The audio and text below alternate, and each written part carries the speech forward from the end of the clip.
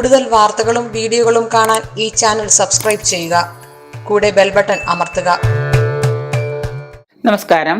ശത്രുദോഷം അകലാനും കടബാധ്യതകൾ തീരാനും സൗന്ദര്യ ലഹരിയിലെ ശ്രീ ശങ്കരാചാര്യരുടെ സൗന്ദര്യ ലഹരി വളരെ വളരെ വിശേഷപ്പെട്ടതാണ്. ഞാൻ അതിലെ പല ശ്ലോകങ്ങളും പലർക്കും പറഞ്ഞിട്ടുണ്ട്, പലരോട് അത് നിരന്തരമായി ഉപയോഗിക്കാനും പറഞ്ഞിട്ടുണ്ട്.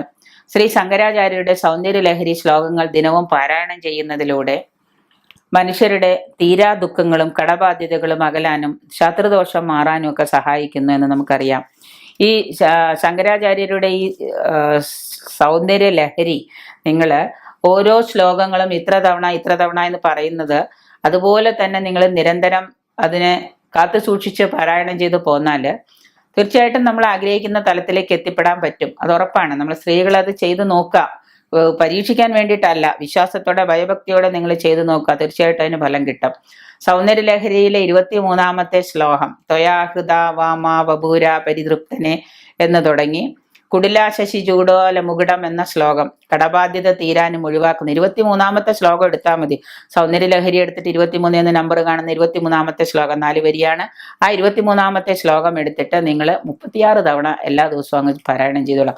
36 തവണ അങ്ങനെ ചെയ്തു കഴിഞ്ഞാൽ നമ്മളുടെ കടബാധ്യതകളൊക്കെ തീരാനും നമ്മൾക്ക് ഒരുപാട് ധനസമ്പത്ത് വരാനും ധനം വരാനുള്ള ശ്ലോകങ്ങൾ വേറെ ഉണ്ടെങ്കിൽ തന്നെയും കടബാധ്യതകളൊക്കെ എങ്ങനെയൊക്കെയോ ഒഴിഞ്ഞില്ലാതെയായി മാറുന്നതാണ് ഈ പറയുന്ന സൗന്ദര്യ ലഹരിയിലെ 23-ാമത്തെ ശ്ലോകം. അതുപോലെ തന്നെ 26-ാമത്തെ ശ്ലോകമുണ്ട്. 26-ാമത്തെ ശ്ലോകം വിരഞ്ജി പഞ്ചോത്ഥം എന്ന് തുടങ്ങിയിട്ട് തത് പതിരവ് സേ എന്നത് വരെയുള്ള ശ്ലോകം. അത് 26-ാമത്തെ ശ്ലോകമാണ്. ഇത് ശത്രുദോഷം, നമുക്ക് ശത്രുക്കൾ ഉണ്ട് എന്ന് തോന്നിയാൽ ശത്രുക്കളെ നമ്മൾ ഉപദ്രവിക്കാതിരിക്കാൻ വേണ്ടിയിട്ട് നമ്മൾ പാരായണം ചെയ്യുന്ന ശ്ലോകമാണ് ഈ 26-ാമത്തെ ശ്ലോകം. ഇങ്ങനെ ഓരോ ശ്ലോകങ്ങൾക്കും ഓരോ അർത്ഥവത്തായ ഭാവങ്ങളുണ്ട്. അതിനെ നമ്മൾ ഇതുപോലെ തന്നെ 36 തവണ പാരായണം ചെയ്യുക. കുറഞ്ഞത് 108 തവണ ചെയ്യുന്നത് വളരെ നല്ലതാണ്. 108 തവണയൊക്കെ ഇരുന്ന് ക്ഷമയോടെ ചെയ്യാൻ പറ്റുമെങ്കിൽ അത് വളരെ ഉപകാരപ്രദമാണ്. 33-ാമത്തെ ശ്ലോകം നിങ്ങൾ പാരായണം ചെയ്യുകയാണെങ്കിൽ, എല്ലാ ദിവസവും പാരായണം ചെയ്യുകയാണെങ്കിൽ ഐശ്വര്യ സമൃദ്ധിദായകമായ ധനം വന്ന് കയറും എന്നുള്ളതാണ്. അനുഭവ സമ്പത്തും കൂടിയാണ് അത് പാരായണം ചെയ്യുക.